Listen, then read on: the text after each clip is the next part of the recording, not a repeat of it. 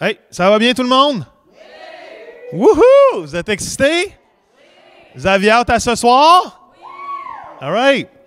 On a demandé à Pasteur Désiré de nous faire deux enseignements sur comment étudier la Bible. Souvent, on lit la Bible, mais on ne sait pas toujours comment bien l'étudier. C'est comment ressortir les trésors qui sont dedans pour nous. Parce que la Bible, c'est fait pour nous encourager, c'est fait pour nous fortifier. La parole du Seigneur est là pour nous guider. Et des fois, on pense que juste la lire comme une histoire, ça fait un job, mais non.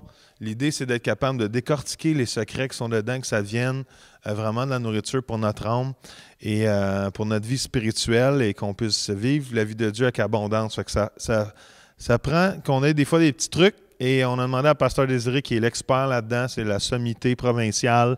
C'est pour ça qu'on est content de l'avoir avec nous. Je ne sais pas si vous réalisez, mais on a une super équipe de malades à Oasis. On a vraiment une belle équipe et de pouvoir désirer avec nous, c'est un grand, grand, grand privilège. Alors buvez ce qu'il va dire, prenez des notes, encouragez-vous, parce que si un jour je vous demande à prêcher, ça va être un passage nécessaire dont on va faire le cours avec Pasteur Désiré. Alors, est-ce qu'on peut l'accueillir, mesdames et messieurs? Wouhou! Wow, merci Pasteur Joël. Ce soir, j'aimerais vraiment rendre le coup quand même très... Souvent, lorsqu'on parle de l'idée de pouvoir étudier la Bible, on a l'impression que c'est quelque chose qui est réservé exclusivement à une élite qui est étudiée en théologie, tout ça. Alors que dans le principe même, dans le cœur même de Dieu, il désire que nous puissions être très proches de sa parole. Il désire que nous soyons proches de lui. Il désire que nous méditions la parole.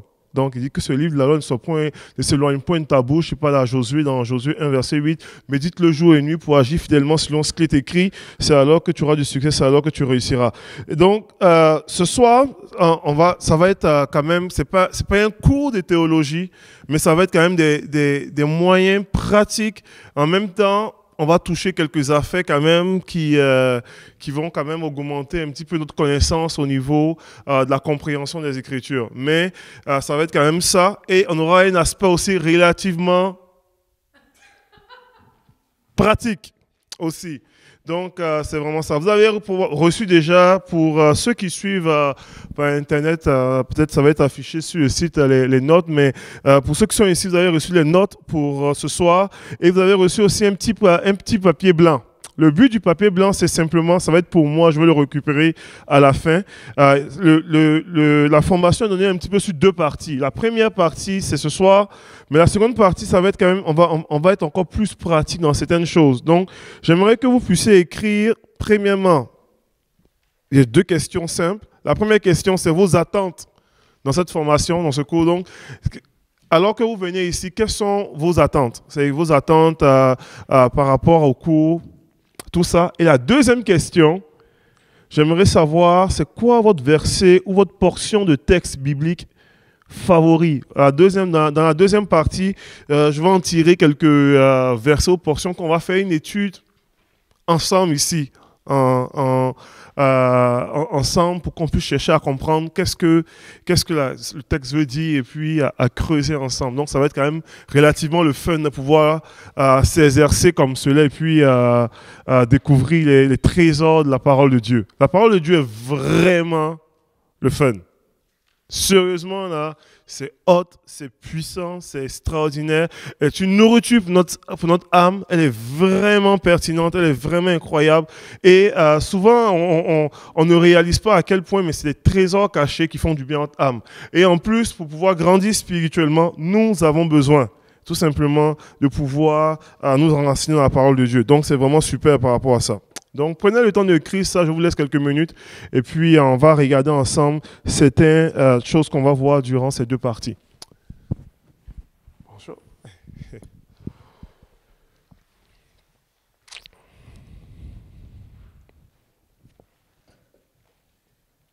En quelques minutes.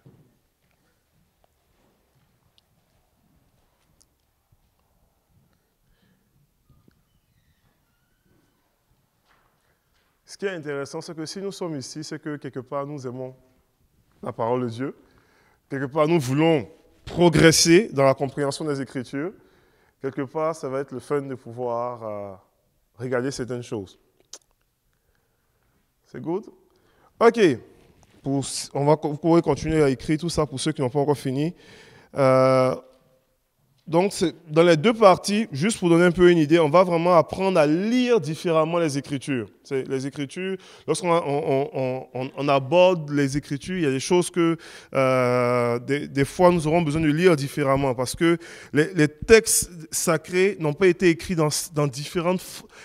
ont été écrits dans différentes formes littéraires. Donc, dans l'interprétation, il y a certaines choses qu'on va apprendre à pouvoir lire différemment et on va vraiment aller en profondeur par rapport à cela. On va apprendre aussi et comprendre les paramètres extérieurs du texte et des contextes. Souvent, un texte, lorsqu'on lit des portions des Écritures, des portions des passages, ils ont été écrits dans un contexte bien précis. C'est quand la Bible dit, par exemple, que les femmes se taisent dans l'assemblée, c'est écrit dans un contexte bien précis. Souvent, on utilise un texte, quand on le sort du contexte, pour en faire de ça un prétexte pour pouvoir normalement justifier des fois des hérésies. Et on va essayer de pouvoir comprendre un petit peu les choses dans le contexte, etc. On va essayer d'être outillé pour faire une bonne étude biblique. Donc, si demain, pasteur Joël vous dit, OK, dimanche prochain, ça va être Lise qui va prêcher. Elle va être capable de pouvoir normalement faire une bonne étude biblique. Et puis, apporter quelque chose vraiment de biblique, intéressant, pertinent, qui va encourager et édifier l'Assemblée. Donc, c'est vraiment ça. On va essayer aussi d'être encouragé à aspirer à creuser davantage la parole de Dieu. Vous savez, souvent, on utilise la parole de Dieu comme un devoir religieux. On lit faut lire toujours 2 versets par jour, un chapitre par jour, et puis on le lit comme et puis on finit, et puis OK, on passe à autre chose. Et puis, des fois, normalement, oui, on le fait comme ça des fois, mais des fois, on a besoin de pouvoir s'arrêter pour juste creuser davantage. Pour pouvoir, cette semaine, même pas en préparation de ce que j'apportais, mais j'ai eu le goût de creuser davantage sur un sujet. Et puis, c'était drôle, on a fait une date amoureux avec ma femme en écoutant des prédications. Ça a l'air poche là, mais c'est vrai, le pire.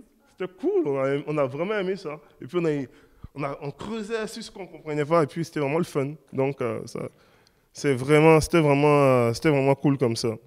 Et on veut aussi, une des choses qu'on veut faire aussi au niveau de l'Église, c'est de pouvoir transmettre le goût. C'est le goût de pouvoir étudier la parole de Dieu en famille. C'est pas juste amener, on va amener juste des outils pratiques. Où est-ce que, avec votre mari, avec vos enfants, avec vos jeunes enfants, comment est-ce qu'on peut amener, on peut amener un certain goût pour pouvoir juste creuser la parole de Dieu ensemble dans ma maison. C'est quand Josué dit, en choisissez qui vous servir, et puis dit, moi et ma maison, nous servirons l'Éternel. C'est que tout l'aspect de amener tout simplement la parole de Dieu dans sa compréhension, vulgariser certains textes des Écritures pour les rendre accessibles à nos enfants, pour les rendre accessibles à notre famille, pour que nous puissions normalement baigner, tremper dans la parole de Dieu. Donc, c'est un petit peu ça qu'on va voir dans les 2 prochaines rencontres qu'on aura aujourd'hui. Et juste des définitions. On va utiliser un gros mot un mot hors cadre, mais qui signifie, qui permet de pouvoir comprendre la parole. C'est le mot vous avez peut-être jamais entendu, le mot herméneutique. Souvent, l'herméneutique, c'est l'art d'interpréter quelque chose. C'est une science de l'interprétation. Et dans le contexte de la théologie, on parle de l'herméneutique biblique, qui est la science qui interprète la communication de Dieu à l'homme. Donc, c'est une communication qui est venue à l'homme sous forme de littérature sacrée, la Bible, etc. L'herméneutique biblique est l'une des premières sciences que le prédicateur ou étudiant des textes doit connaître.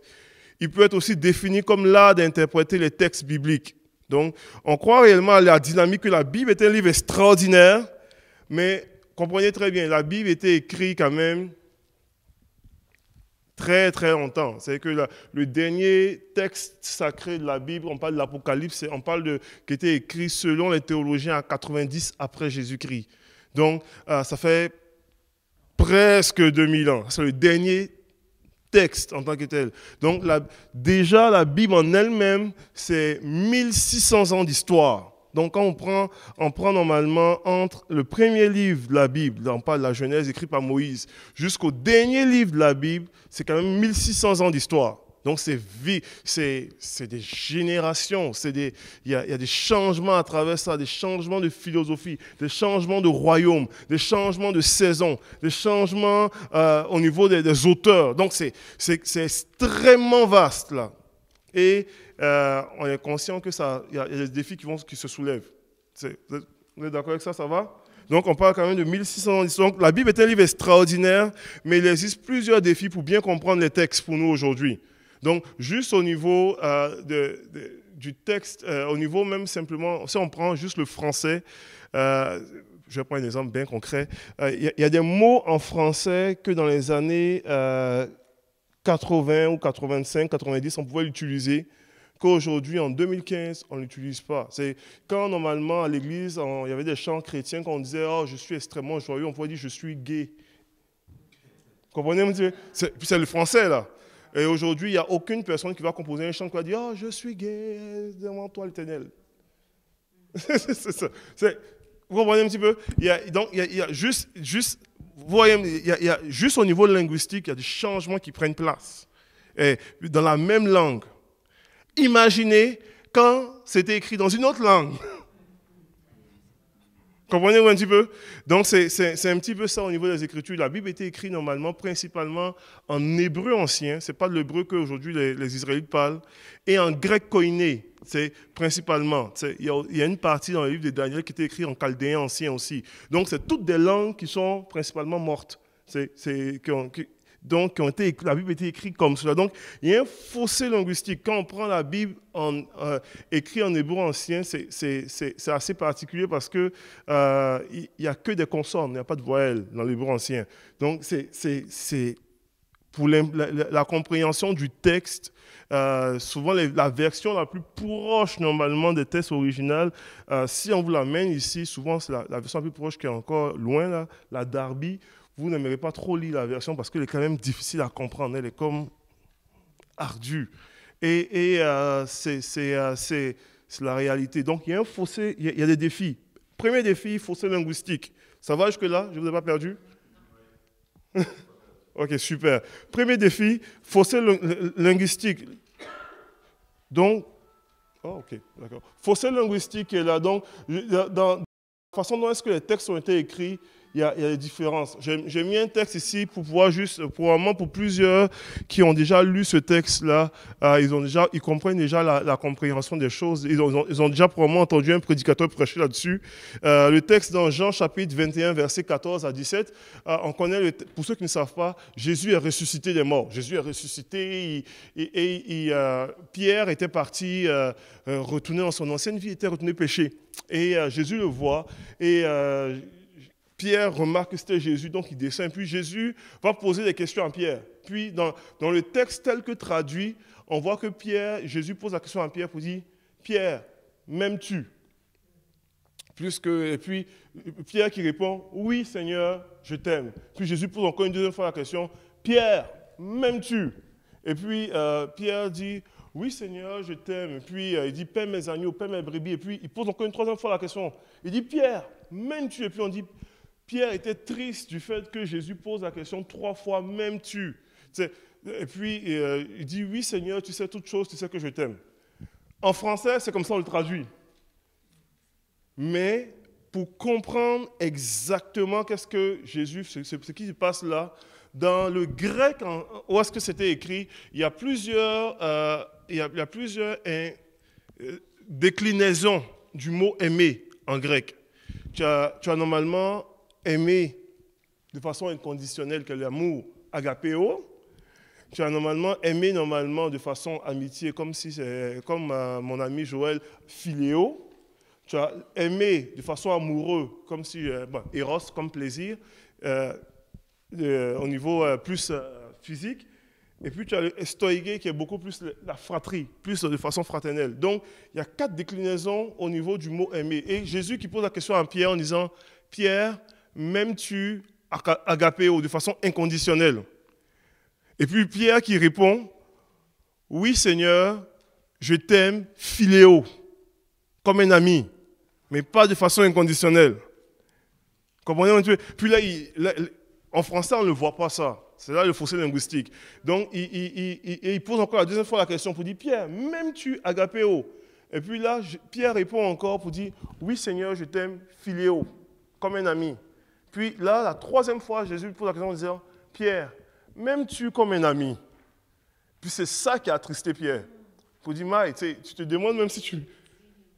Et là, il répond à Jésus, il dit, Seigneur, tu sais toutes choses et tu sais que je t'aime en philéo.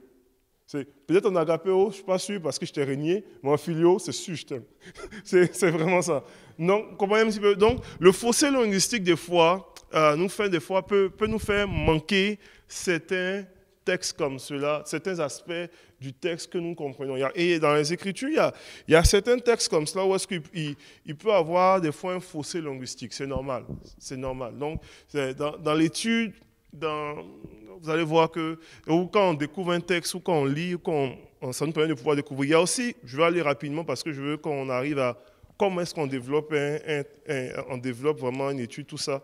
Il y a un fossé linguistique, il y a un fossé culturel. Au niveau culturel, comprenez très bien qu'on est dans une culture méditerranéenne même dans l'Ancien Testament, tu as la culture mésopotamienne avec le code d'Hammurabi, tout ça. Donc, il y a des choses qui est très différent de la culture nord-américaine du 21e siècle, extraordinairement différent. Et l'un des exemples les plus concrets que j'aime montrer de ça, c'est le mariage d'Isaac. La manière dont est-ce que Isaac marie Rebecca dans Genèse chapitre 24 est un exemple typique du fossé culturel extraordinairement majeur. C'est Isaac, normalement, à 40 ans, il n'est pas encore marié, c'est-à-dire ça va mal, déjà. Et la Bible mentionne normalement que c'est son père qui va aller chercher, qui va normalement encourager son serviteur Éléazar d'aller dans sa famille, dans le fond, aller chercher normalement, aller chercher une femme pour son fils. On sait très bien que culturellement, c'est pas ce qu'on fait aujourd'hui. Quand tu as 40 ans, tu es capable de trouver quelqu'un pour ta... Et si on lit le texte, tout le texte en question, non seulement il y a vraiment plein de détails, hein, c'est fou là. Moi j'aime ça parce que vous le lirez pour le fun là, il appelle son serviteur et il dit mets ta main sous ma cuisse.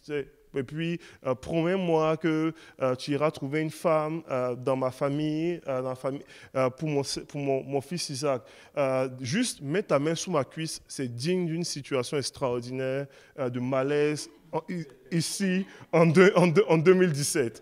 Parce que mets ta main sous ma cuisse, c'est une expression pour dire prends un engagement en tenant littéralement mes testicules. Donc, le garçon devait tenir les testicules de son maître, puis dit, je te promets d'aller chercher. Donc c'est...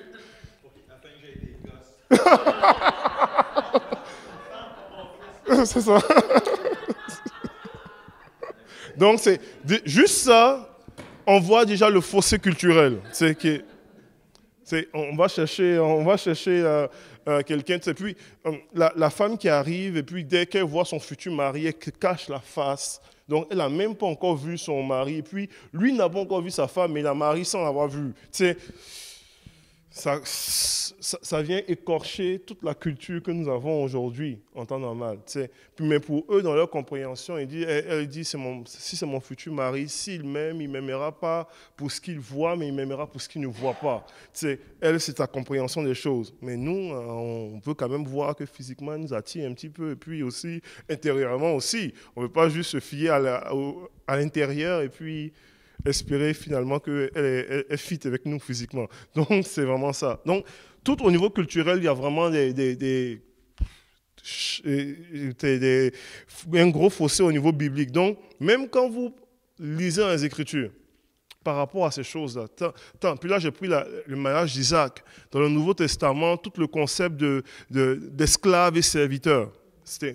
C'est parce que l'apôtre Paul enseigne par rapport aux esclaves. Puis il dit, soyez, comme on appelle, servez vos maîtres comme si vous servez le Seigneur. Mais il y avait le concept de l'esclavage au temps de l'apôtre Paul. Donc il y a un fossé culturel qui est là aussi, qu'il faut être conscient de ça. Donc il y a plein de choses comme cela qu'on doit être conscient dans certaines choses.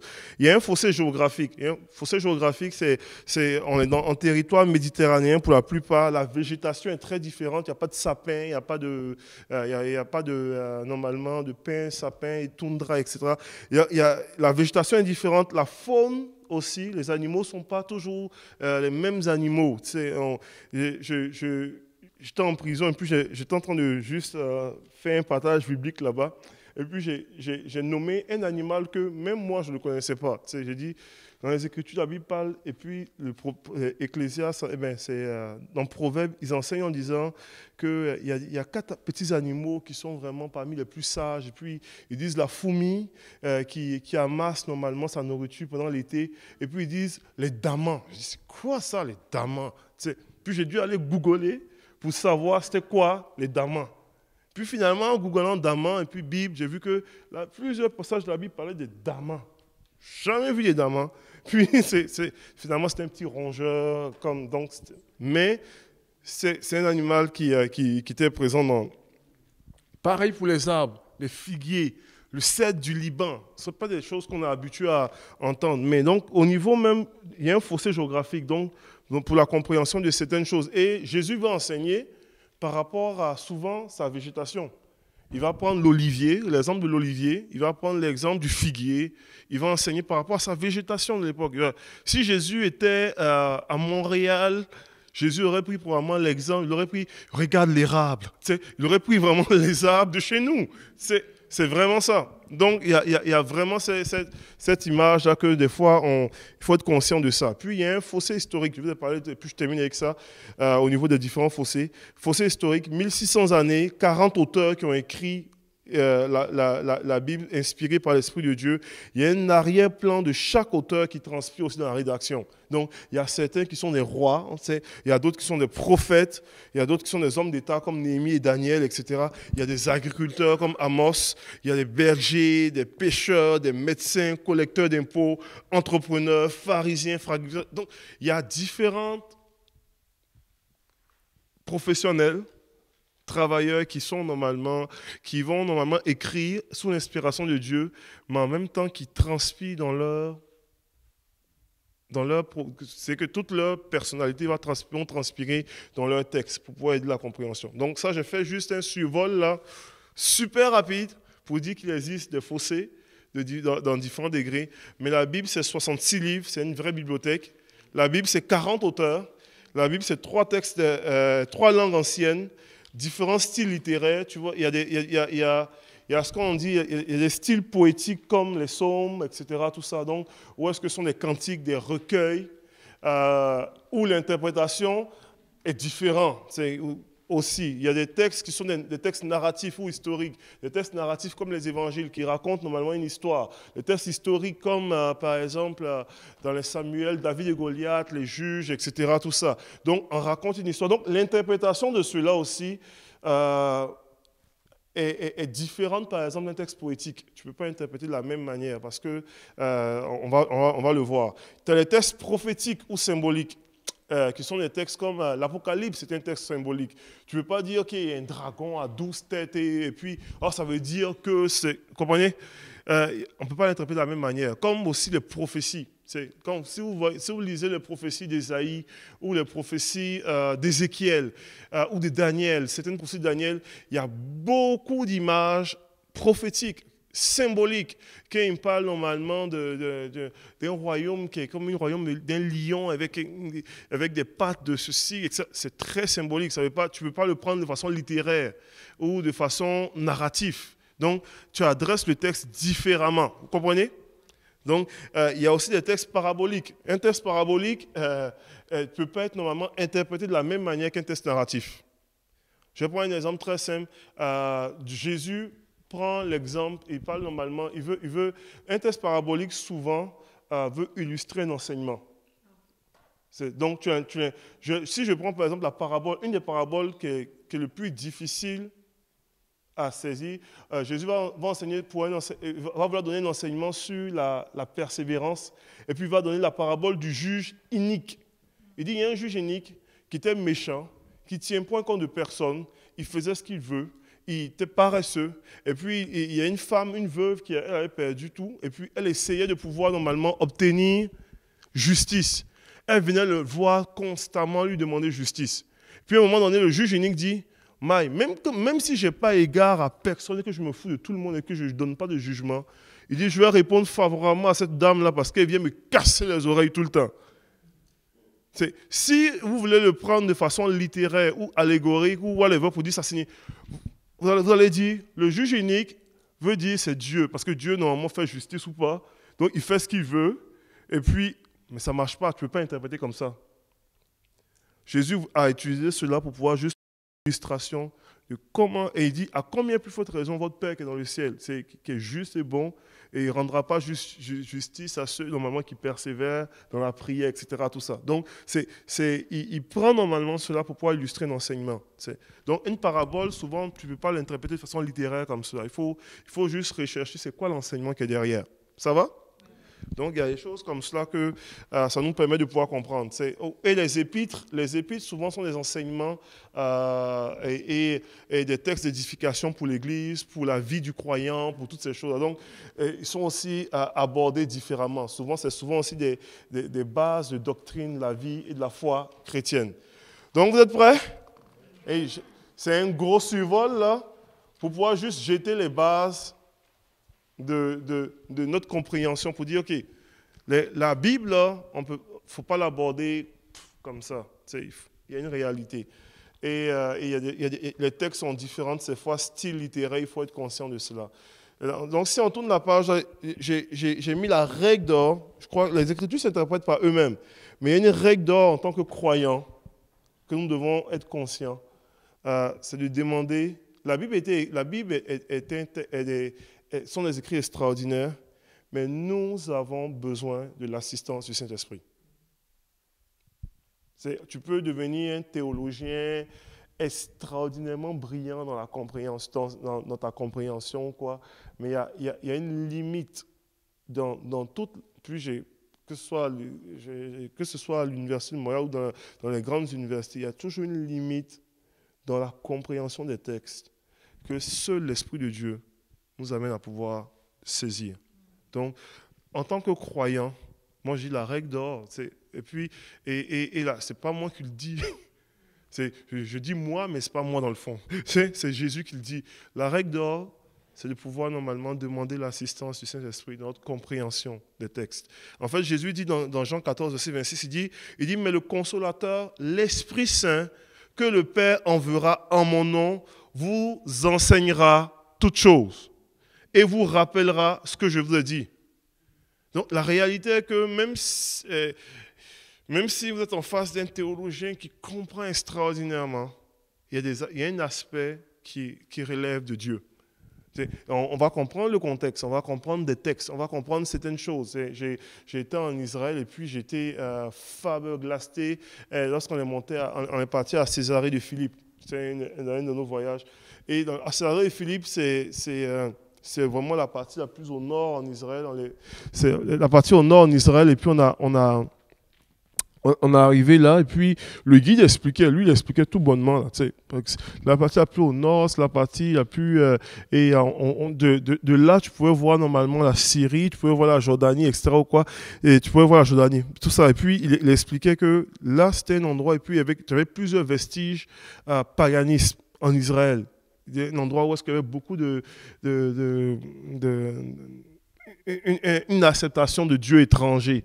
Et il expliquait ça comme cela. Puis je disais, OK. Puis il dit ça. Il dit Césarée de Philippe aussi avait un surnom. Et on l'appelait normalement les portes du Sheol, les portes du séjour des morts. Et il dit, c'est drôle que Jésus, alors que Jésus était à Césarée de Philippe, il a posé, c'est à Césarée de Philippe qu'il avait posé la question à ses apôtres pour disant, qui dites-vous que je suis? Puis les uns disaient que, il dit, en plein milieu des ténèbres, dans l'endroit le moins spirituel d'Israël, Jésus pose la question pour dire, qui dites-vous que je suis? C'est en plein milieu là. Puis là, les uns disent, OK, les gens pensent que tu es Élie, les autres pensent que tu es le prophète. Enfin, quand on parle du prophète, souvent dans la Bible, on fait référence à Moïse, en passant. C'est souvent, quand on dit le prophète, les Juifs, eux, le prophète, c'est Moïse. C'est vraiment the one. Donc quand les gens disent, oh, les gens pensent que tu es Élie, l'autre pense que tu es le prophète, on parle de Moïse, l'autre pense que tu es un des grands, etc. Et puis il dit, mais vous, qui dites-vous? Et puis Pierre va dire, tu es le Christ, le Fils du Dieu vivant. Puis Jésus répond, dit, c'est pas la chair et le sang qui t'ont révélé ces choses, mais c'est mon Père qui est dans le ciel. Il dit, c'est pourquoi je te dis, tu es Pierre, et sur ce, tu es Pierre, Pétra, et sur ce roc, en parlant il fait référence à lui, là, il dit, tu es Pierre, et sur ce roc, je bâtirai mon église. Et il dit, et les portes du séjour des morts ne pourront point contre elle. Donc quand Jésus disait, et les portes du séjour des morts ne pourront point contre elle, il fait référence spirituellement de toutes les portes du séjour des morts, mais il se tenait dans la ville où est-ce qu'il y avait le surnom des portes du séjour des morts. Il dit, et toutes les forces de l'enfer, toutes les portes ne pourront point contre elle. Je suis comme, waouh! Il y avait une compréhension par rapport à cela. Et je me rappelle, j'étais avec le surintendant Internet Michel, et on était là, et c'était juste, on a vécu un moment de ciel ouvert, de Réma. Et c'était magnifique de voir, on comprend la parole de Dieu, on comprend les textes, on comprend le contexte, mais il y a un Réma qui est fabuleux, qui est complètement juste fabuleux, de juste saisir, et puis on était béni, de voir comment est-ce que... donc, il y a un aspect où est-ce que... Il y a des textes comme ça que vous allez aborder, que vous allez comprendre le contexte, et il y a un Réma qui est derrière cela. Et il y a vraiment un Réma. J'ai écouté un témoignage, et puis je vais aller... j'ai écouté un témoignage normalement de... Je pense que si vous suivez Top Chrétien, vous connaissez probablement Patrice Matorano. Puis il partageait son témoignage, puis il disait, quand Dieu l'a amené au Canada, il dit, il priait le Seigneur pour savoir, il avait besoin normalement d'avoir une direction de Dieu. Puis, qu'est-ce qu'il allait faire? Parce qu'il était en France. Et puis, il dit qu'il a prié, il a ouvert sa Bible. Qu'il a ouvert sa Bible, il dit, le premier texte sur lequel il est tombé, c'était le texte quand l'ange parlait à Joseph, il dit, prends la femme et l'enfant et pars. Le texte, on sait que c'était adressé à Marie, c'était adressé à Joseph pour Marie et Jésus. Et pas, c'était parti en Égypte parce qu'il devait fuir Hérode, etc. Ou quoi. Mais pour lui, il venait d'avoir un enfant de quelques semaines. C'était le Réma du moment. Et c'est prends la femme et l'enfant et pars. Pour lui, c'était comme, ok, je viens en Canada. Ça veut dire, c'est la parole de Dieu. Donc, des fois, on va être amené comme cela. On comprend le texte, on comprend le contexte, on comprend les choses. Mais au-delà de tout ça, il y a un Réma de Dieu pour le moment, pour nous. Et on doit l'embrasser. Donc, ça va? Et dans les Écritures, c'est dans 1 Jean 2, verset 27, il dit, « Pour vous, l'onction que vous avez reçue demeure en vous, et vous n'avez pas besoin qu'on vous enseigne, mais comme son onction vous enseigne toutes choses, et qu'elle est véritable, et qu'elle n'est point un mensonge, demeurez en lui, selon l'enseignement qu'elle vous a donné. » Donc, il y a une dynamique où est-ce que l'Esprit de Dieu veut nous enseigner. Donc, on va comprendre. Parce que le but de la formation ici, ce n'est pas juste de pouvoir juste comprendre pour pouvoir gonfler notre connaissance. Pour moi, là, si on fait ça, j'aurais manqué mon but à 100 000 à l'heure. Pour moi, oui, on va comprendre les Écritures, mais encore plus, on va aller chercher le Réma de Dieu d'aujourd'hui. C'est ça qui va faire une transformation dans notre vie. Donc, voilà pourquoi je dis ça, c'est la règle d'or. C'est que donc, oui, on va chercher à comprendre pour bien comprendre les Écritures, mais c'est tellement pas pareil quand on a un Réma derrière ça. Où est-ce que Dieu nous donne une parole pour nous qui vient nous produire une transformation dans nos vies? C'est bon? Donc, on va aller normalement dans les règles de base pour une méditation. Les règles de base pour une méditation. Une méditation, souvent, on dit que c'est quelque chose qu'on doit le faire de façon quotidienne, étudier la parole de Dieu, lire la Bible, tout ça, lire la Bible. Et puis après ça, on va voir un petit peu pour développer une étude biblique, pour creuser un peu plus certaines choses. Mais allons-y avec la méditation. Il y a des questions pertinentes qu'on peut se poser pour une bonne méditation, des fois. La première chose, si vous voulez méditer la Bible, c'est de pouvoir normalement la lire ou l'écouter. Maintenant, il y a la Bible audio. Donc, avant, je disais juste la lire, mais maintenant, on peut l'écouter. Puis, je trouve ça super intéressant de pouvoir écouter. Il y a des gens qui sont moins des gros lecteurs, qui sont vraiment des gens qui sont des bons auditeurs et puis qui peuvent écouter longtemps, et puis ils viennent être rafraîchis par rapport à cela. Et mais souvent, je vous conseille, une lecture ne suffit pas. Quand tu veux puis tu n'as pas besoin de lire un chapitre non plus. Il n'y a pas de formule spécifique à ce niveau-là. Tu peux lire un verset, comme Pasteur Joël qui lit un verset, et tu peux lire une portion des Écritures, tu peux lire un chapitre, et t'arrêter sur ce que tu as lu, et puis penser, réfléchir. Qu'est-ce que ça? C'est que commencer à juste le lire, le relire ou le repasser dans ton cœur. Il y a quelque chose de puissant à s'arrêter sur un texte. Et on ne le réalise pas des fois, mais il y a quelque chose d'extrêmement puissant. La Bible, là, a une puissance, hein, elle produit une œuvre en nous. Là. Donc la Bible, le Seigneur nous enseigne à pouvoir demeurer dans sa parole. L'idée de demeurer normalement implique un aspect stationnaire. Où est-ce que tu arrêtes? La vie roule tellement, les choses courent tellement, on court tellement, auto, boulot, dodo, etc. ou quoi, toutes sortes de choses. Et on a besoin de pouvoir s'arrêter pour demeurer dans la parole. Donc, on a besoin de pouvoir, des fois, faire une lecture, et une relecture, et une écoute, des fois, de pouvoir juste s'arrêter. C'est un exercice, ça. C'est un exercice. Je vous le dis, c'est un exercice parce que des fois, les choses vont tellement vite et puis des fois, tu as envie d'aller sur Facebook pour checker, tu as envie de... Ça, c'est la vraie vie. Mais on a besoin de pouvoir juste s'arrêter, puis juste y penser. Et lorsqu'on s'arrête comme cela et on focalise notre regard sur le texte qu'on a vu ou l'histoire qu'on a entendue ou whatever, on peut se poser des questions. Puis moi, j'ai dit, j'ai 3 questions super pertinentes qui nous permettent une bonne méditation. La première question super pertinente, c'est vraiment de quoi le texte parle-t-il? Ça a l'air simple, mais c'est bon de pouvoir se poser ces questions-là. Ça permet aussi d'éviter de prendre un texte pour le sortir du contexte, pour faire ça un prétexte. De quoi le texte parle-t-il réellement? Quand on prend le texte, je vous ai dit d'écrire vos textes favoris, on va avoir l'occasion de pouvoir faire un exercice par rapport à ça. Mais quand la Bible dit, par exemple, je prends un exemple simple, quand la Bible dit « Car Dieu a tant aimé le monde », Jean 3,16, « Car Dieu a tant aimé le monde », tout le monde connaît ça, « Qui a donné son Fils unique, afin que quiconque croit en lui ne périsse point, mais qui ait la vie éternelle. » De quoi le texte parle-t-il? Est-ce que vous avez... Du salut, merveilleux.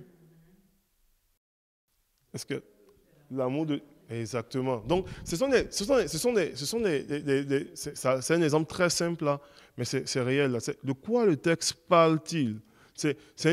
Donc, qu'est-ce que je comprends? Souvent, les textes, c'est l'image de la Bible qui a toujours des doubles sens derrière, le sens où il n'y a pas de code. Dieu, là, il voulait nous parler et il voulait nous donner une instruction. Comprenez-vous un petit peu?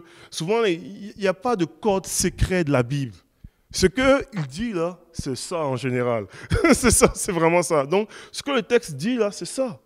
Il y a rarement, il y a certains textes, bien entendu, qui ont ce qu'on appelle des variantes ou des nuances, des trucs comme cela, à cause justement du fossé linguistique ou du contexte historique. Mais il n'y a pas de code secret pour dire, dans le fond, si tu lis en envers, dans l'hébreu ancien, ça voulait dire dans le fond ça ou... No way.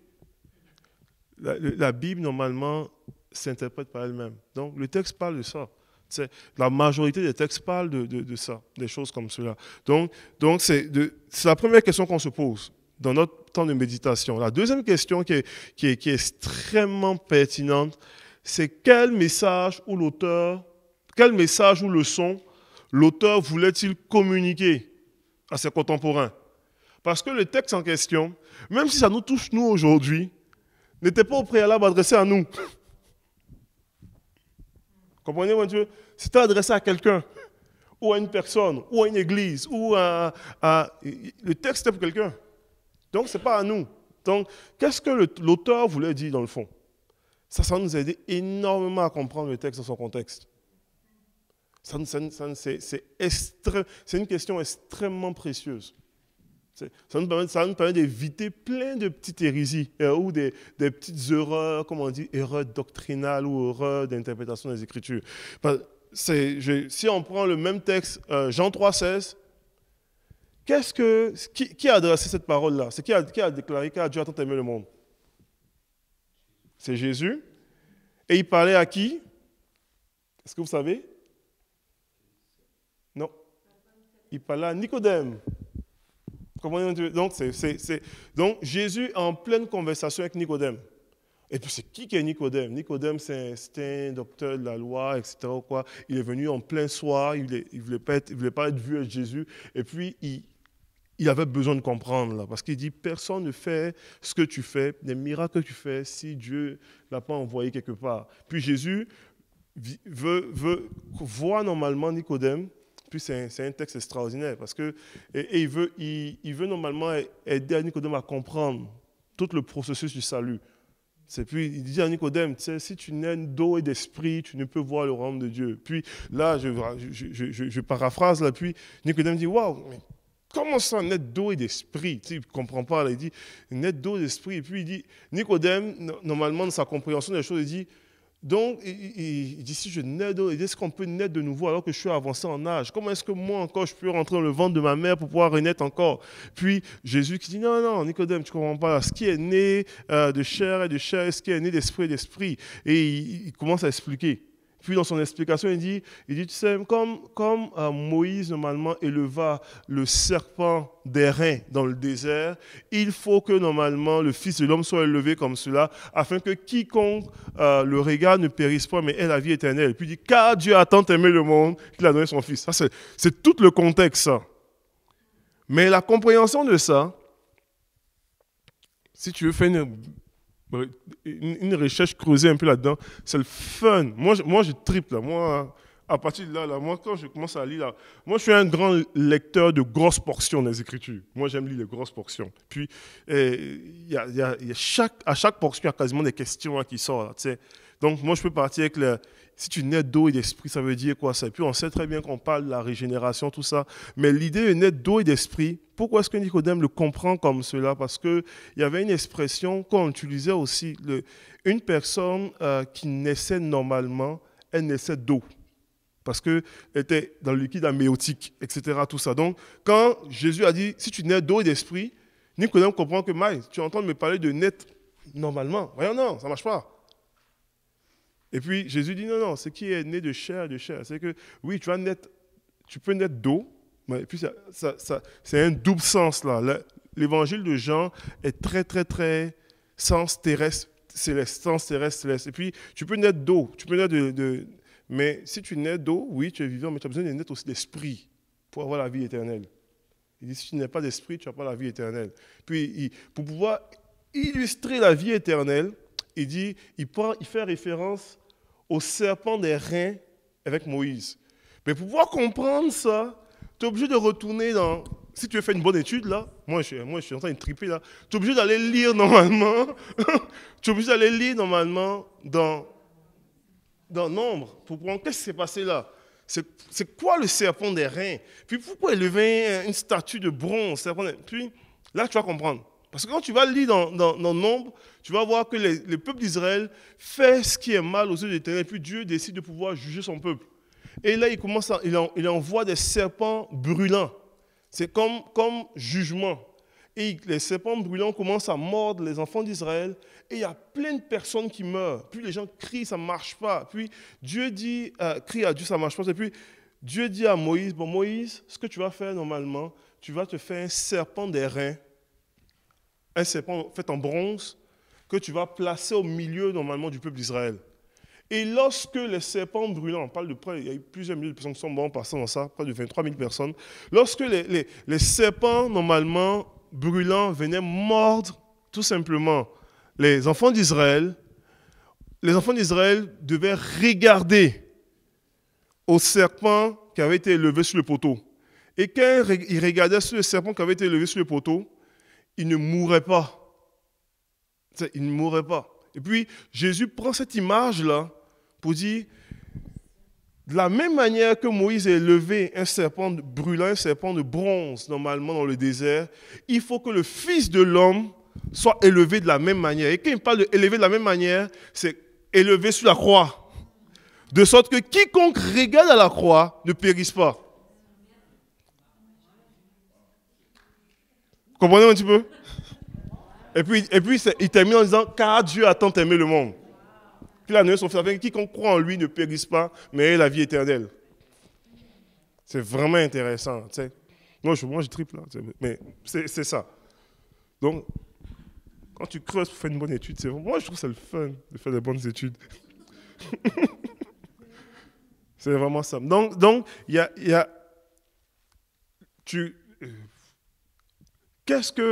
quel message ou leçon l'auteur voulait-il communiquer à ses contemporains?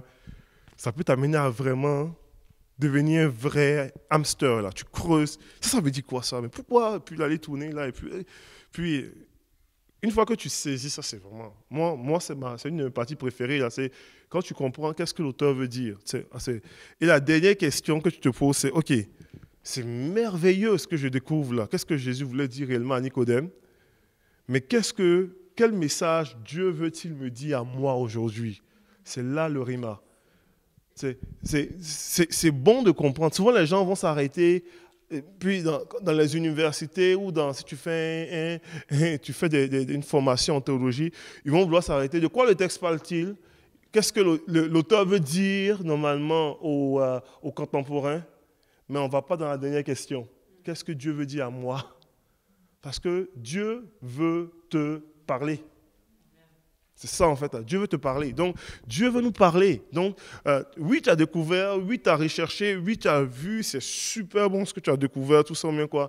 Mais Dieu a un message pour toi aussi. Donc, qu'est-ce que Dieu veut dire à moi aujourd'hui à travers le message, tout ça. Et puis, dans le texte en question, ça là, je n'ai pas de réponse à vous donner parce que ça va être dans votre communion avec Dieu que vous allez puiser normalement votre réma. Lorsque vous lisez le passage, vous comprenez, vous saisissez, vous exposez devant Dieu. Dieu a une parole pour vous. Dieu a une parole pour votre situation. Dieu a une parole pour votre famille. Dieu a une parole pour normalement ton cheminement de vie, dans ta croissance spirituelle. Dieu a un réma pour toi. Et je vous le dis, la parole de Dieu produit et transforme, a produit un effet dans notre vie. En fait, là, c'est normalement c'est Isaïe qui dit non, la parole de Dieu ne retourne pas vers elle sans effet, sans accomplir son effet. Donc, lorsque vous vous exposez à la parole de Dieu, elle produit un effet sur votre vie, c'est indéniable. Donc, il y a un aspect où est-ce que nous devons, puis je vous encourage vivement, quand on vit des méditations, des temps de méditation, c'est de pouvoir s'exposer devant Dieu pour dire, Seigneur, je te remercie de la compréhension des textes ou quoi, mais quelle est la parole pour moi aujourd'hui qui va me faire du bien dans mon âme, tu sais. Et des fois, là, écoute, moi, j'ai l'occasion personnellement de vivre des moments ciel ouvert, des fois, hein, puis être exposé à la parole, et puis à pleurer, mes larmes qui coulent. Je réfléchis puis je dis, Mike, tu es bon, alléluia, tout ça ou quoi, je chante fort. Mais il y a quelque chose de puissant qu'on peut chercher, puis il y a un rima comme cela. Donc, c'est vraiment des questions simples, mais je vous le dis, c'est extrêmement pratique. De quoi le texte parle-t-il? Qu'est-ce que l'auteur voulait dire à ses contemporains? Et puis, quelle est la parole de Dieu pour moi aujourd'hui?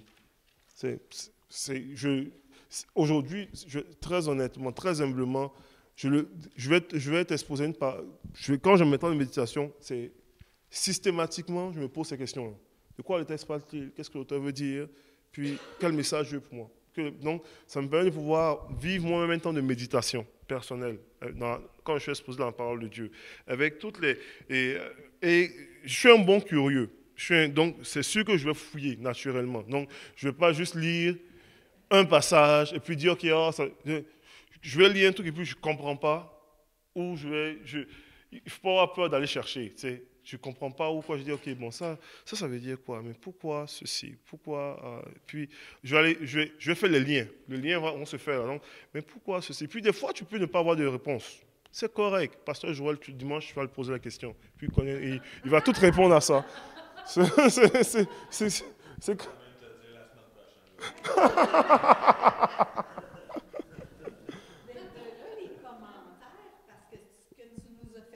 oui? Je regardais Y en bas, je vois le commentaire. Mm-hmm.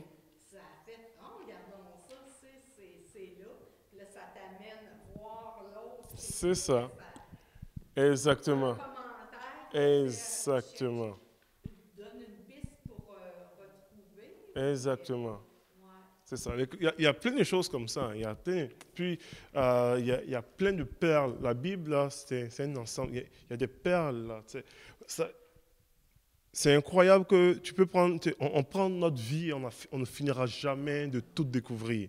Parce qu'il y a des perles, pas de perles, et d'autres perles, et puis à n'en plus finir. Tu sais. À juste encourager la parole de Dieu, je vais déjà raconter, je ne sais pas si c'est ici, j'ai raconté le témoignage. Je fais des études bibliques en prison. Puis, j'ouvre la Bible, je lis un texte, j'explique un petit peu, puis je shoot une question.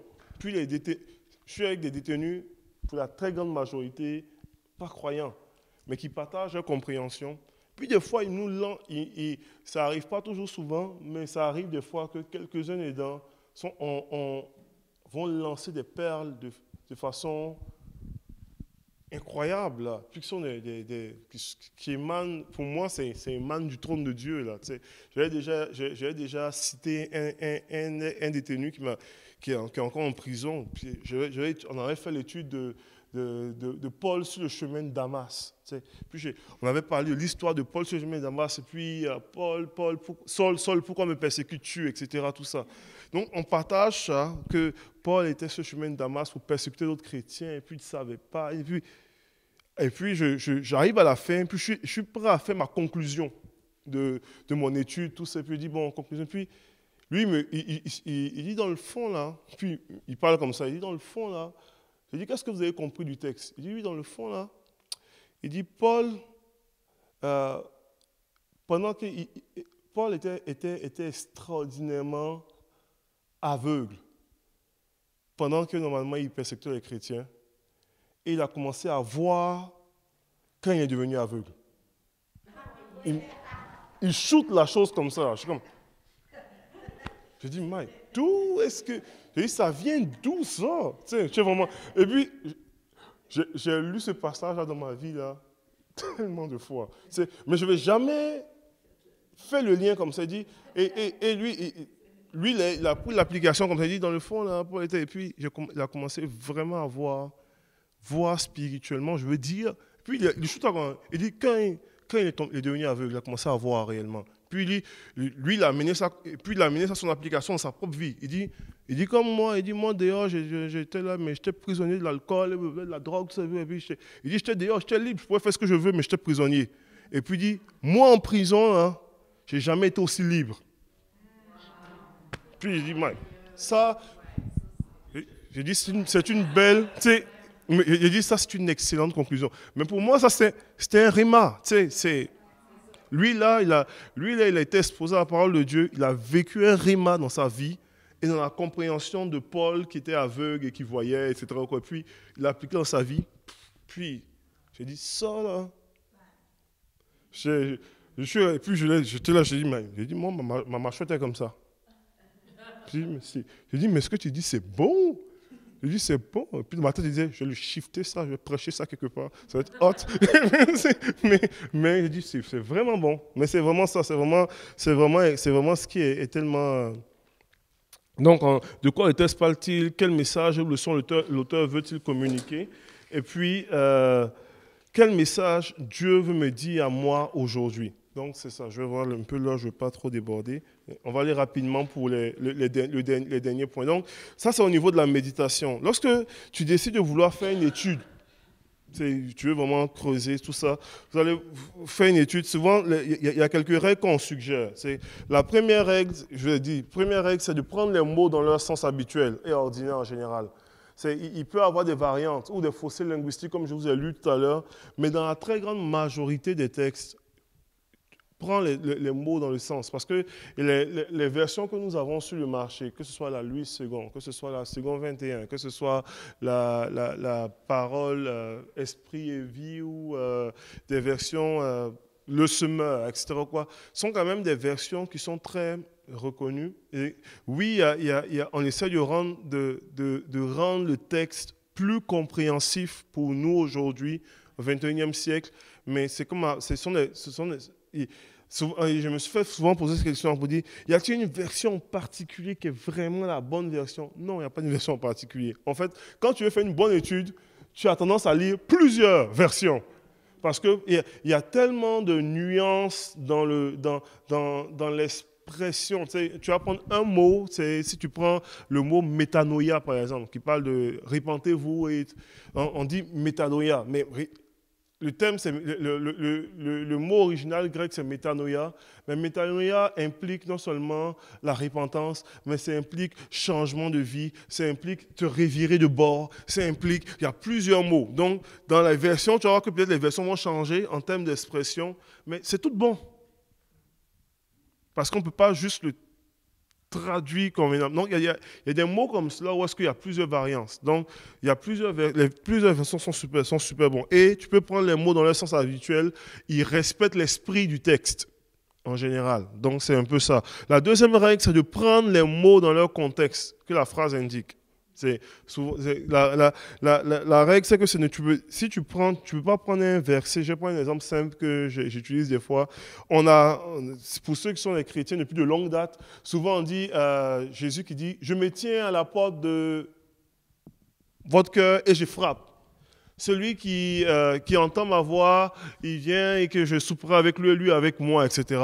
Puis on prend ce passage et puis même moi, dans un contexte d'évangélisation, j'ai déjà prêché ça là. Vous dites, je me tiens à la Bible, Jésus dit, je me tiens à la porte de ton cœur, je frappe. C'est vrai. Dieu se tient à la porte du cœur de tout le monde, de tout inconverti, et il frappe et il veut rentrer dans leur cœur. C'est vrai. Mais si tu veux faire une vraie étude, et tu veux être rigoureux et honnête, ce texte-là n'était pas pour des incroyants. Ce texte-là était pour des chrétiens. Si tu veux faire une vraie étude. Parce que le texte en question était écrit par c'est Dieu qui parle, c'est Jésus qui parle, et qui écrit à l'église de Laodicée. Si tu veux faire dans le contexte, là, il écrit à l'église de Laodicée, puis il dit à l'église de Laodicée, écoute, tu te crois riche, tu crois que tu as besoin de personne, mais tu ne sais pas, tu es ni chaud, ni froid. Et j'aurais mieux aimé que tu sois chaud, ou j'aurais mieux aimé que tu sois froid. Mais puisque tu es tiède, je te vomirai, etc. de ma bouche. Et il parle comme ça, puis il dit, voici, je me tiens à la porte de mon église. C'est-à-dire qu'ils n'ont tellement pas réalisé qu'ils dégringolaient que Jésus n'était même plus dans l'église, il était à la porte. Et il frappait. Il dit, je me tiens à la porte de ma propre église, je ne suis même plus dans l'église. Et quiconque entend ma voix, ouvre. Donc, c'est écrit aux chrétiens, ça. On prend ça pour pouvoir amener ça aux inconvertis, là, mais le texte, si on veut prendre toute sa rigueur, c'est écrit aux chrétiens. Donc, ça donne froid au dos, en général. C'est vraiment ça. Donc, il faut prendre certains textes dans son contexte comme ceux-là. Donc, ça amène toute une nuance. Donc, il dit troisième règle, prends le verset dans le contexte qui indique ceux qui précèdent, ceux qui suivent. C'est ce que je fais souvent lorsque je lis mes affaires, mes grosses portions, parce que ça me permet de pouvoir comprendre. Quatrième règle, c'est de prendre en considération le dessein ou l'objet du livre. Quand tu veux faire une bonne étude, c'est extraordinairement important. Parce que chaque livre dans les Écritures ont été écrits quand même dans un but bien précis. Je vais prendre un exemple bien concret, les évangiles. Pourquoi avoir écrit 4 évangiles? 4 récits de l'évangile. C'est super bon ça. Mais on parle, c'est exactement ça. On parle, c'est 4 récits de l'évangile. C'est 4 récits de l'évangile vus sous différents angles. Absolument. Donc, tu dis, Maï, normalement, on aurait pu raconter juste une histoire de Jésus, puis expliquer bien en détail. Ça aurait été ça. Sauf que c'est vu sous différents angles. Et ça, c'est merveilleux quand tu essaies de réaliser. Quand vous prenez l'évangile de Matthieu, l'objet écrit par Matthieu, collecteur d'impôts, tout ça selon Matthieu, le texte est écrit pour principalement les Juifs. Et donc, il présente Jésus comme étant le roi qui vient. Et il commence son texte comme cela. Il commence en parlant de la généalogie. Abraham engendra Isaac, Isaac engendra Jacob et ses frères, Jacob engendra Isaac engendra Jacob, Jacob engendra normalement Joseph et ses frères, tout ça. Il arrive jusqu'à la généalogie de David. C'est pour dire que le Messie est fils d'Abraham. Il commence par Abraham là. Il dit fils d'Abraham, fils de David, et il est né normalement à Bethléem. Et normalement, juste dans le chapitre 1 de Matthieu, il annonce normalement 6 ou 7 prophéties qui sont accomplies. Des prophéties messianiques, pour confirmer que c'est vraiment le Messie qui vient. Dans tout l'évangile de Matthieu, 30 prophéties sont rappelées. Jésus a fait cela afin que s'accomplisse ce qui était écrit, 30 prophéties messianiques. Donc, il met beaucoup plus d'emphase sur Jésus, le Messie qui vient. Dans l'évangile de Matthieu, il explique le plus d'enseignements expliqués sur le royaume de Dieu est semblable à Matthieu. Donc, il présente le Messie et le royaume de Dieu. La thématique est là, est beaucoup plus mise en face sur ça. Donc, il présente Jésus comme étant le Messie qui vient. C'est dans l'évangile de Matthieu qu'on présente aussi le récit des rois mages. Les rois mages qui viennent adorer l'enfant roi. Comprenez-vous un petit peu? C'est dans Matthieu, pour présenter que c'est vraiment le Messie qui vient. Donc, c'est sûr que l'objet de l'auteur vise vraiment principalement les Juifs qui attendent le Messie. Quand on prend normalement l'évangile selon Marc, Marc ne parle même pas de la naissance de Jésus. Il ne parle pas de ça, pas besoin de parler de ça. L'évangile de Marc est plus cible normalement plus les Romains, plus normalement un peuple qui est beaucoup plus axé sur l'action. Donc, on met beaucoup plus d'emphase sur qu'est-ce que Jésus a fait. Tac, tac, tac. On commence directement sur le baptême de Jean, Jésus qui commence son ministère. Et le récit le plus détaillé des miracles de Jésus se trouve dans l'évangile de Marc. Donc, il commence directement sur le ministère de Jésus. Il ne parle pas de la famille de Jésus. C'est trop de détails, ça. Il met l'emphase sur le ministère. Vous comprenez un petit peu? Donc, il y a un but par rapport à cela. Luc, le médecin Luc, il vise normalement, il fait une étude extraordinairement exhaustive sur Jésus et puis il présente Jésus normalement comme étant, il vise les Grecs bien entendu, tout ça, mais il présente Jésus comme étant l'homme parfait.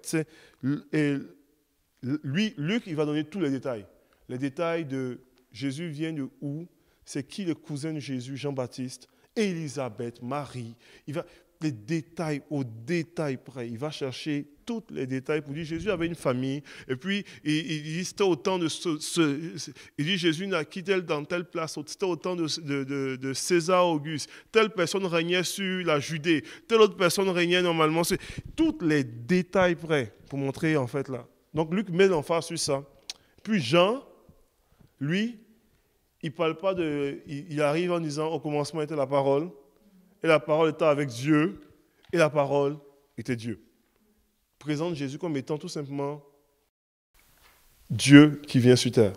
C'est véritablement. Donc, dans les 4, il y a des récits, il y a une emphase qui est mise en fonction de et Jean, normalement, présente Jésus. Normalement, l'évangile de Jean est écrit d'une façon à viser l'humanité. Jean, quand on lit dans Jean chapitre 20, on voit normalement l'objet. Il dit normalement ce livre était écrit pour montrer que Jésus est le Fils de Dieu et qu'en lui on est la vie éternelle. Il dit clairement pourquoi il écrit ça. Et il écrit pour tous. Et il présente, si vous avez l'occasion de pouvoir creuser dans vos études, vous allez voir que même lorsqu'on fait les études sur les évangiles, il y a ce qu'on appelle les évangiles dits synoptiques, qui est Matthieu, Marc, Luc. Et puis l'évangile de Jean est très particulier, elle est séparée. L'évangile de Jean n'est pas écrit de façon chronologique, comme un petit peu Matthieu, Marc, Luc. L'évangile de Jean, normalement, oui, on parle de Jésus, tout ça, mais la majorité du ministère de Jésus dans l'évangile de Jean se passe en Judée. Alors que dans les faits, Jésus a fait beaucoup plus de ministère en Galilée. Comprenez-vous un petit peu? Ça va?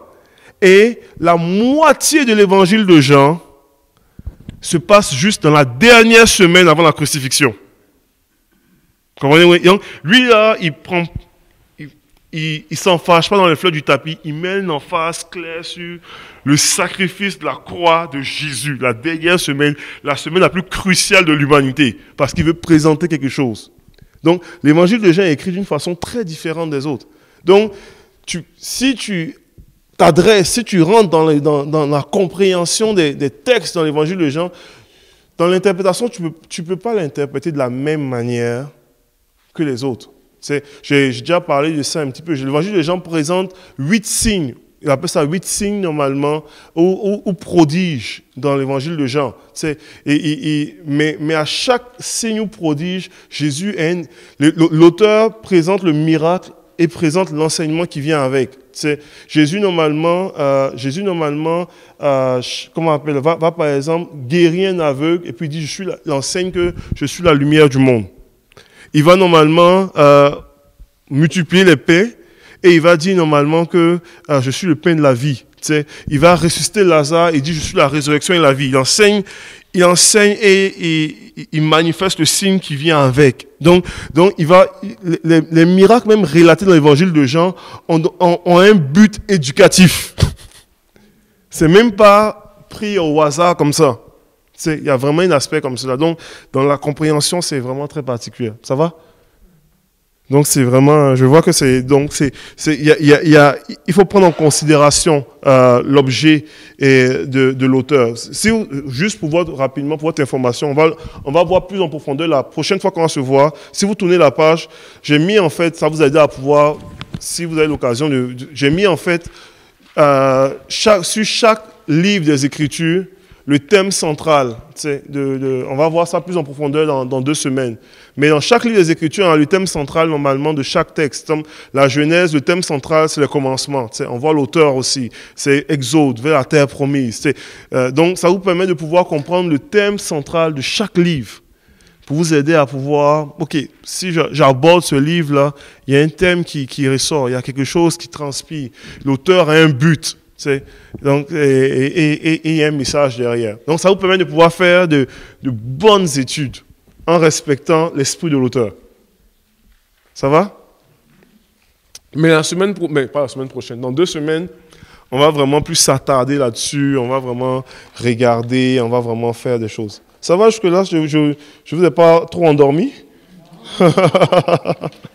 Donc, il y a cela.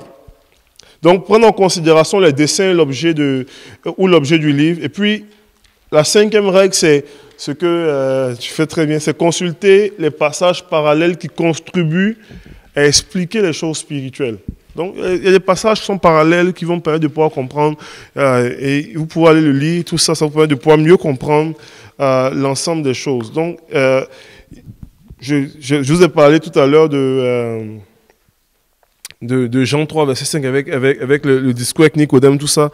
Mais si vous lisez, par exemple, je prends un exemple simple, si vous prenez dans Jean 4, attends, je vais lire la portion, là, ce ne sera pas bien long. Dans Jean 4, versets 6 à 10, on sait pour ceux qui ne savent pas, c'est Jésus qui est avec la femme samaritaine. Le discours avec la femme samaritaine, c'est Jésus est là, et puis Jésus, normalement, on dit là se trouvait près du puits de Jacob, là se trouvait le puits de Jacob. On dit Jésus, étant fatigué du voyage, était assis au bord du puits. Il était environ midi. Donc, on dit normalement, une femme samaritaine vient puiser de l'eau. Jésus lui dit, donne-moi à boire. En effet, les disciples étaient allés en ville pour chercher de quoi manger. La femme samaritaine lui dit, comment, toi qui es juif, me demandes-tu à boire à moi qui suis une femme samaritaine? Puis les Juifs, en effet, n'ont pas de relation avec les Samaritains. Jésus lui dit, si tu savais quel est le cadeau de Dieu et quel est celui qui te dit, donne-moi à boire, tu l'aurais toi-même demandé à boire et il t'aurait donné de l'eau vive. C'est quand tu prends un passage comme ça, une portion des Écritures comme ça, pour dire, OK, qu'est-ce que ça veut dire, ça? Tu peux faire l'exercice, c'est extraordinaire. C'est un petit passage, là, qui a plein d'informations. Pour moi, là, je décolle, là. On peut décoller. D'abord, je vais donner juste quelques cues. Peut-être que vous n'avez pas réalisé. On parle normalement, Jésus, il est en Galilée, il descend, ou il est en Jérusalem. On sait qu'il doit passer par la Samarie. Il passe par la Samarie, mais il faut qu'il s'arrête. La Samarie est au milieu, tu as la Galilée et puis la Judée en bas. Et il s'arrête là, les disciples sont allés chercher à manger. Et souvent, lorsque les gens voyageaient, les gens cherchaient des puits. Parce que Israël, c'est extrêmement sec, ils ont besoin de pouvoir s'abreuver, tout ça. Et il arrive là, mais il est midi. Il y a une information cruciale ici. Il est midi. En temps normal, à midi, il n'y a personne qui sort puiser. Personne ne sort puiser de l'eau à midi. En général, les femmes sortent très tôt le matin ou elles sortent le soir lorsque le soleil est couché. Mais à midi, le soleil est au zénith, il fait 45 degrés à l'ombre, ce n'est pas le temps de puiser de l'eau. Mais on voit normalement une femme qui sort puiser de l'eau. Une autre information qui est cruciale, les femmes ne sortaient jamais seules puiser de l'eau. Elles sortaient en gang. C'est comme les femmes qui vont aux toilettes. En général, elles vont en gang. Non, elles sortaient en gang. Donc là, elle va tout seule. Donc, il y a une information là aussi qui est là, qui allume des cloches. Pourquoi? Pourquoi elle sort tout seule et pourquoi elle sort à midi? A-t-elle besoin de se cacher? Puis là, le reste de l'histoire va nous montrer que oui, parce qu'elle a vraiment besoin de se cacher. Et elle sort seule. Probablement, elle est peut-être la risée dans son village. Une femme qui reconnaît qu'elle n'a pas de mari. Et puis Jésus qui dit, oui, tu as bien raison, tu avais 5 maris, et puis celui qui est là, en plus, n'est même pas ton mari. Mais il y a de l'information comme cela qui t'amène là. Et puis, Jésus, normalement, encore dans l'évangile de Jean, quand vous comprenez le but de Jean, Jean amène Jésus qui est le Dieu venu sur terre. Donc, il y a les gens qui côtoient comprennent les choses de façon terrestre, mais Jésus, normalement, dans son est là, il est au ciel. Donc, il demande de l'eau, mais elle comprend de façon terre à terre. Comment est-ce que tu me demandes moi de l'eau? Puis il dit, si tu savais, je t'aurais donné de l'eau. Puis l'eau qui parle, il ne fait pas référence à de l'eau. Puis elle va rester à comprendre de façon très, très... Puis ça nous amène à notre compréhension à nous. Des fois, est-ce que Dieu, normalement, veut nous amener à comprendre et à saisir des choses spirituelles? Mais dans notre compréhension à nous, comment est-ce que des fois, nous sommes souvent très terrestres dans notre compréhension? Est-ce que des fois, là, ce que Dieu veut nous amener ne transcende tellement pas nos besoins personnels? Et Jésus va utiliser l'image de l'eau, tout ça, pour amener l'enseignement le plus puissant sur l'adoration.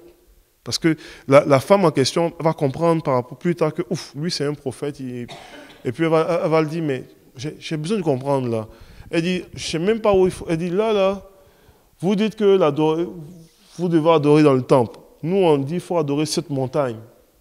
Puis Jésus va dire, mais écoute, l'heure vient, l'heure est déjà venue. Où est-ce que les vrais adorateurs n'adoreront pas sur la montagne ou sur à Jérusalem, mais adoreront le Père en esprit et en vérité. Puis il y a tout un enseignement qui va normalement ressortir par rapport à tout ça. Donc quand on prend normalement chaque portion comme ça, on peut aller creuser de grands trésors. Et à travers la compréhension du contexte, puis qu'est-ce que Dieu veut dire à moi aujourd'hui? On peut aller chercher des grands trésors et puis aller ressortir des choses. Il y a certains outils qui sont intéressants. Donc, il y a des outils, je vois que le temps avance, je vais arrêter bientôt. Des outils comme que ce soit la Bible Online avec les Strong, que ce soit les versions bibliques, les commentaires bibliques, Bible d'études, tout ça, sont des outils pour nous permettre de comprendre. Puis, bien entendu, il y a aussi vos pasteurs qui peuvent vous donner des pistes de compréhension, mais ça nous permet de pouvoir développer certaines choses par rapport à ça. De façon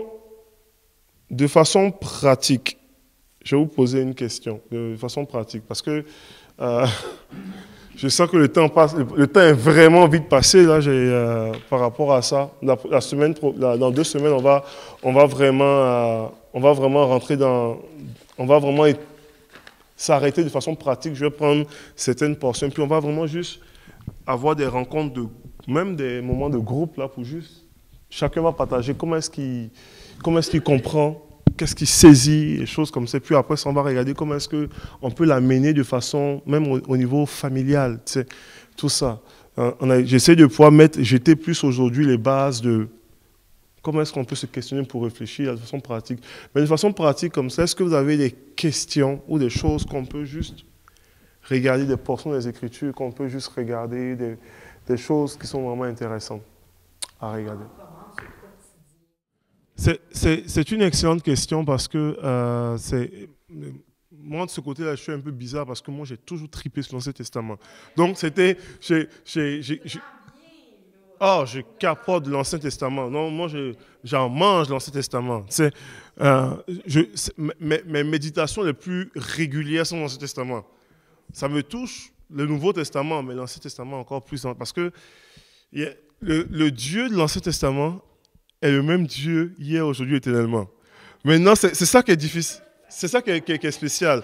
Mais c'est parce que tu es capable d'aller voir ce qu'on appelle la bonté de Dieu dans l'Ancien Testament, le recette de Dieu.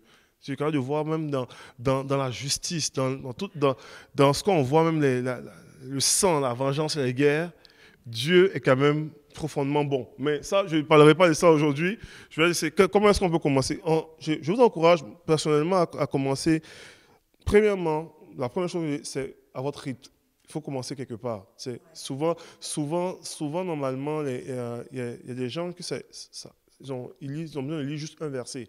Si c'est un verset, c'est parfait. Commence avec un verset. Commence quelque part. Il y a des gens qui ont besoin d'écouter parce que la lecture commence quelque part. Commence quelque part. Et je crois à la puissance de la parole qui produit le goût d'aller plus loin. Il y a quelque chose qui va prendre place à tes... On dit normalement, forgeron devient forgeron.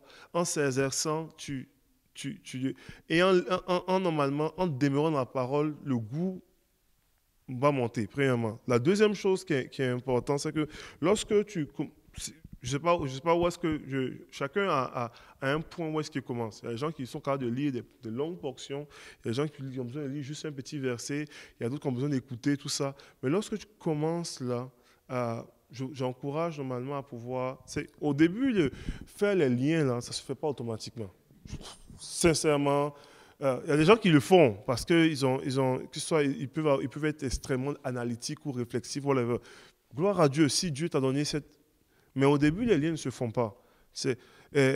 Souvent, ça va être tu lis, tu restes dans la portion de vérité qui est sortie là, et tu t'exposes à la présence de Dieu pour dire, Seigneur, qu'est-ce que tu as pour moi aujourd'hui? Ça commence là tranquillement. Et ça peut arriver, puis ça peut être très saisonnier, ou est-ce que tu as le goût d'aller un peu plus loin dans ta compréhension des choses? Plus loin de pouvoir, ok, mais pourquoi ça? Quand il va commencer à monter des questions, résiste pas à ta curiosité biblique.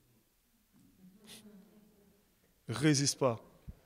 Parce que le danger, c'est que les questions vont commencer à monter, puis, c'est trop compliqué de chercher, pas grave. Ou on va attendre dimanche, là, Joël. Pourquoi?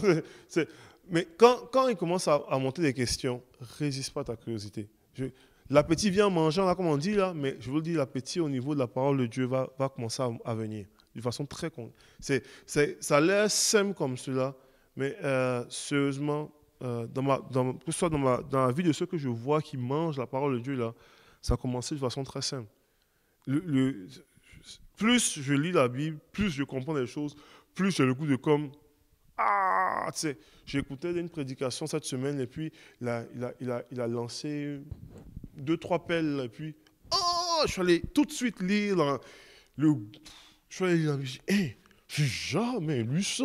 Et puis je disais ça à ma femme, elle me voyait là, j'ai jamais lu ça, mais c'est vraiment bon, mais c'est vraiment bon. Je suis en train de faire le barbecue, puis c'est vraiment bon. Mais tu sais, le goût était... puis là, je suis allé... Ça donne le goût. Mais ça c'est vraiment tranquillement comme ça, ça vient. Puis Dieu va faire son œuvre de façon extraordinaire. Est-ce qu'il y a d'autres questions?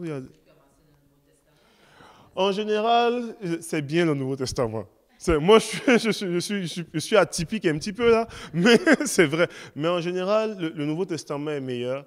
En général, même, je dirais, souvent, lorsque je parle avec des nouveaux, je dis même commencer l'évangile de Jean, qui est beaucoup plus centré sur le message de l'évangile, sur pourquoi l'évangile, et tout ça. Et puis, le Nouveau Testament est meilleur dans la compréhension de la vie du croyant.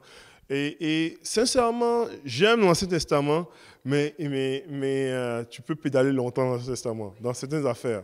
Si tu tombes dans certains textes, des textes que c'est pas facile là. Si tu nages dans le Lévitique, tu vas voir que c'est pas très facile. Si tu nages dans les 9 premiers chapitres de Chroniques, généalogie, par-dessus généalogie, sincèrement, tu peux pédaler longtemps. Puis même moi, à part la prière des Jabez, là, dans la chronique, je trie pas trop, moi non plus. C'est vraiment ça. Donc, il y a des choses comme cela. Donc, c'est vrai de commencer dans le Nouveau Testament. Et dans chaque, je vous l'ai dit, moi, pourquoi est-ce que je tripe sur l'Ancien Testament? Parce que je vais lire le Nouveau Testament, je vais lire normalement Matthieu, qui présente comme le roi qui vient, le roi symbolisé dans les prophéties de Daniel par le lion. C'est Marc, représenté par le serviteur parfait, qui est l'image du bœuf. C'est travail, œuvre, tout ça même quoi. Luc, présenté comme l'homme parfait, représenté dans les prophéties messianiques comme l'homme. Parce qu'il y a toujours 4 êtres, un qui a une face de lion, un qui a une face de bœuf, un qui a une face normalement d'homme, et puis le dernier qui a une face d'aigle, qui présente normalement la divinité. Donc, je suis capable de pouvoir faire le lien comme cela sur mes Anciens Testaments. Je vais aller lire le tabernacle. Le tabernacle avait une seule entrée. Pour un exemple simple, il y a une seule entrée, et l'entrée était faite avec 4 couleurs. Il y avait un qui avait une couleur pourpre, qui était la couleur des rois. La pourpre, c'est vraiment les rois, normalement, portaient la couleur pourpre. Il y avait une couleur rouge cramoisie, symbole du sang, tout et tout du sacrifice. La couleur de fin lin blanc, tout blanc, comme la perfection, l'homme parfait, et puis le bleu, symbole de la divinité. Donc, je vais être capable de faire les liens comme ça, je dis, aïe, tu sais, même dans la construction du tabernacle, il y avait une pensée par rapport aux 4 êtres vivants, 4 facettes de la divinité de Dieu. Et puis, dans la prophétie d'Ésaïe, il dit, voici le roi qui vient, voici mon serviteur auquel je prends plaisir, voici l'homme et voici ton Dieu vient. Donc, tous les aspects sont très, très, très... Donc, le lien des évangiles est extraordinaire. Donc, moi, je vais lire l'Ancien Testament et puis je vais capoter parce que c'est vraiment l'ombre des choses à venir, à savoir Christ. Donc, c'est vraiment... moi, je trouve ça intéressant. Qu'est-ce que vous dites du fait qu'on dit que les Écritures, c'est l'Ancien Testament. Le Nouveau Testament, c'est l'accomplissement des Écritures. Moi, c'est comme ça. Mais les deux sont... Parce qu'il y a l'Ancien et le Nouveau Testament. Parce que l'Ancien Testament, tu vas voir, il y a tout l'aspect au niveau de l'alliance. On voit et puis la compréhension de l'alliance, l'ancienne alliance, etc. Et puis le Nouveau Testament, c'est le nouveau alliance. C'est vraiment l'accomplissement aussi. L'accomplissement des prophéties messianiques, l'accomplissement tout l'Ancien Testament pointe vers Christ et la croix. Et l'Église, et les actes, c'est l'Église, et puis comment est-ce que l'Église fonctionne, c'est l'édification, etc., la vie du croyant, le ministère pratique. Donc, les deux sont extraordinairement complémentaires. C'est vraiment intéressant. Et puis même par rapport à ça, même encore, c'est pas le but, là, il y a toute une richesse là-dedans, là, avec tout ce qui est l'alliance avec le peuple d'Israël, le veau d'or, les 3000 personnes tuées, tout le parallèle avec la nouvelle alliance, avec la Pentecôte, etc., tout ça. C'est fou. Comment est-ce que, lorsque Moïse est sur la montagne, et puis je pense que j'ai déjà eu à prêcher ça dessus, là, où est-ce qu'il descend de la montagne avec la loi de Dieu, tout simplement. Puis les gens se sont adorés le veau d'or, et puis ils descendent avec la loi, 3000 personnes sont tuées face à cela. Et la Pentecôte signifie 50 jours après la Pâque. Selon la tradition juive, Moïse, normalement, a reçu la loi 50 jours après la Pâque aussi. Donc, il y a comme un lien entre les deux événements d'histoire.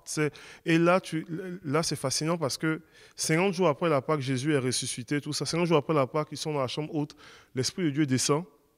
Et c'est déjà prophétisé dans l'Ancien Testament, dans Ézéchiel, qu'il vient un temps où est-ce que j'écrirai plus non sur les tables de pierre, mais ma loi sur les tables de chair, sur votre cœur.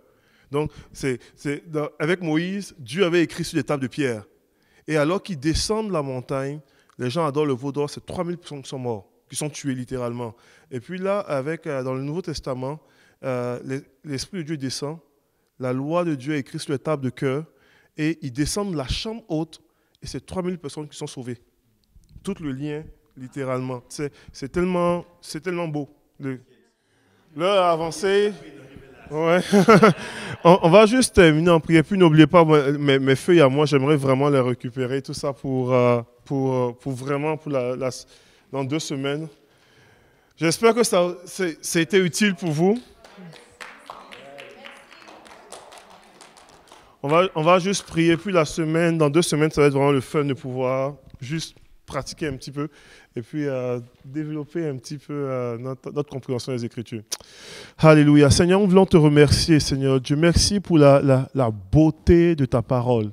Merci, Seigneur, pour les textes que tu nous laisses, Seigneur Dieu. Et je veux prier pour chacun de nous afin qu'on soit des passionnés de ta parole, des amoureux de ta parole. Où est-ce que nous sommes amenés à pouvoir plonger nos regards, à rechercher, à pouvoir développer une meilleure compréhension, mais encore à s'approcher de toi avec une optique, avec une vision de révélation de toi pour nous aujourd'hui, pour nous, Seigneur Dieu. Qu'on puisse vraiment nous approcher de ta parole, de tes textes sacrés, avec, Seigneur, l'optique de pouvoir recevoir une parole fraîche pour nous aujourd'hui. Un réma, Seigneur Dieu. Merci de bénir chaque personne, de bénir ceux qui vont le suivre en direct, Seigneur Dieu, sur Internet. Bénis-les, garde-les au nom de Jésus. Et donne-nous de pouvoir, Seigneur Dieu, progresser dans notre vie en tant que disciples pour la gloire de ton nom. Au nom de Jésus-Christ. Amen.